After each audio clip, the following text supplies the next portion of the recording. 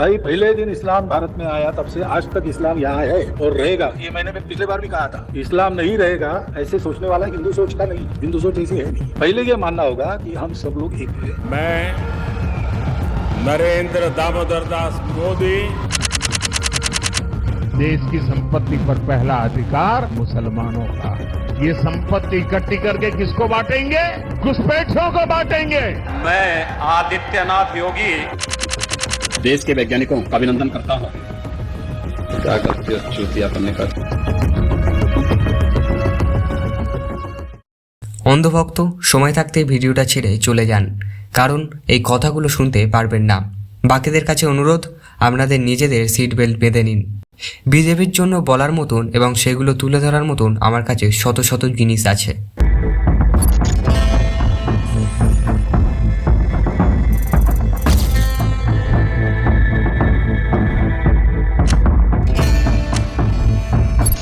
নমস্কার, আপনি কি এখনও বিশ্বাস করেন? এখনও আপনারা যারা বুক চিতিয়ে বলেন এটাই শ্রেষ্ঠ সরকার, এর বিকল্প নেই, আপনাদের জন্য আজ আমরা একটি প্রশ্ন রইল। চোখ বন্ধ করে ভাবুন তো, সত্যি কি আপনারা এই পরিস্থিতি প্রাপ্য? আপনারা যারা দিনের পর দিন বিশ্বাস করে এসেছেন, আজ সেই অন্ধবিশ্বাস ভাঙার সময় এসেছে। দেশের সবথেকে বড় দলের ভবিষ্যৎ নিয়ে যে প্রশ্নচিত্র উঠে এসেছে তা কি কেবলই গুজব, নাকি এর পিছনে চরম কোনো সত্যি রয়েছে? আমরা সবাই জানি গত 10 বছরে একটি দল অর্থাৎ বিজেপি ভারতের রাজনীতির চালচিত্র পাল্টে দিয়েছে। কিন্তু এই পরিবর্তন কি শুধুই উন্নয়নের, নাকি এর পিছনে লুকিয়ে আছে এমন কিছু ভয়ঙ্কর সত্য যা শুনলে আপনার পায়ের তলা থেকে মাটি সরে যাবে? আজ আমরা সেই অন্ধ ভক্তদের জন্য পর্দা সরাবো, যারা এতদিন কেবল প্রশংসা শুনেছে। আমরা দেখব বিজেপি কি সত্যিই শেষ হতে চলেছে, আর যদি না হয় তাহলে কেন?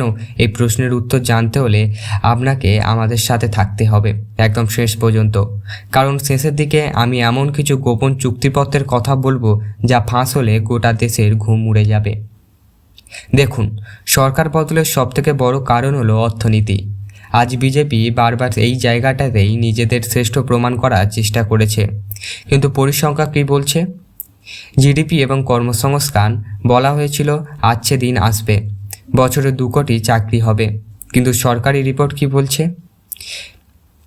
একটা কি শুধুই সংখ্যা, নাকি আমরা ভাই বোনের ভবিষ্যৎ? এখন একজন উচ্চশিক্ষিত তরুণ দিনের পর দিন চাকরির অভাবে চায়ের দোকানে আড্ডা দেয়, তখন কি এই উন্নয়নের কথা আপনার মাথায় আসে?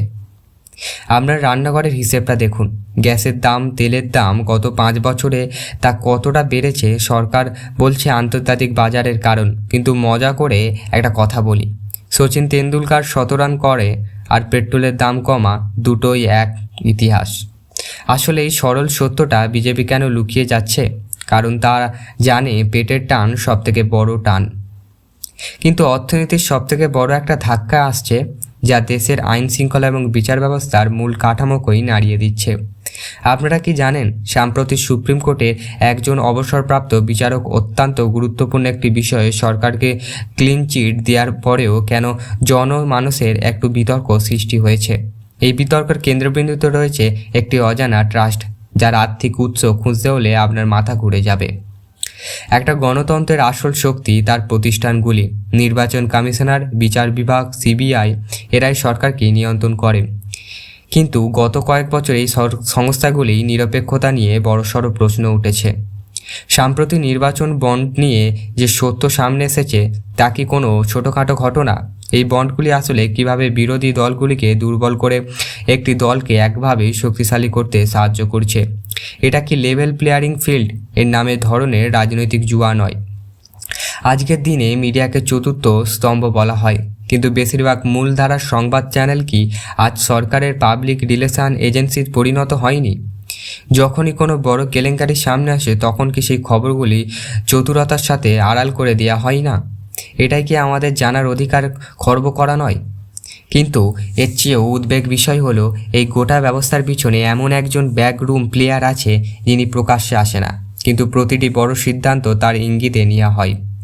ইনি না বিজেপির নেতা, না কোনো আমলা, কিন্তু গোটা সরকার চালক।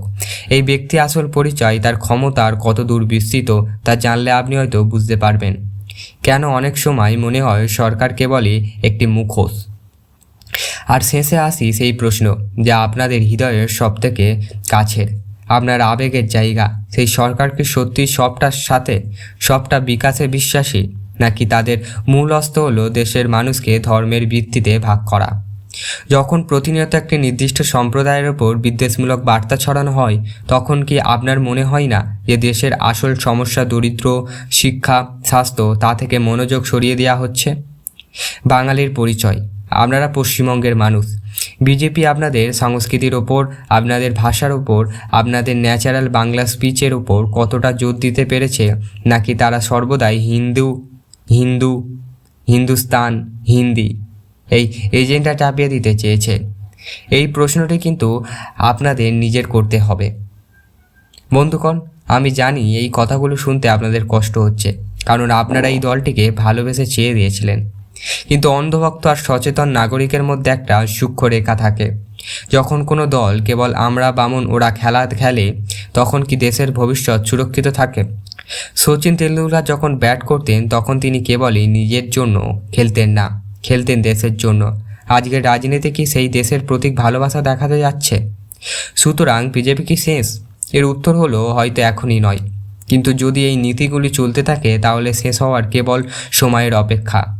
ভারতের চেয়েও ভালো কিছু পাওয়ার যোগ্যতা আছে। ভারত যোগ্য এমন একটা সরকারের যারা মানুষের ধর্ম নিয়ে নয়, কাজ দিয়ে বিচার করবে। আপনারা এতক্ষণ আমার সাথে ছিলেন, কিন্তু এই গুরুত্বপূর্ণ আলোচনা এখানেই শেষ নয়। এই সমস্ত নীতির পেছনে কিভাবে বিদেশি শক্তির হাত থাকতে পারে, কেন বিজেপি তারা সমর্থন করছে, এই বিষয় নিয়ে আরও বড় বড় ভিডিও আসতে চলেছে আমাদের চ্যানেলে।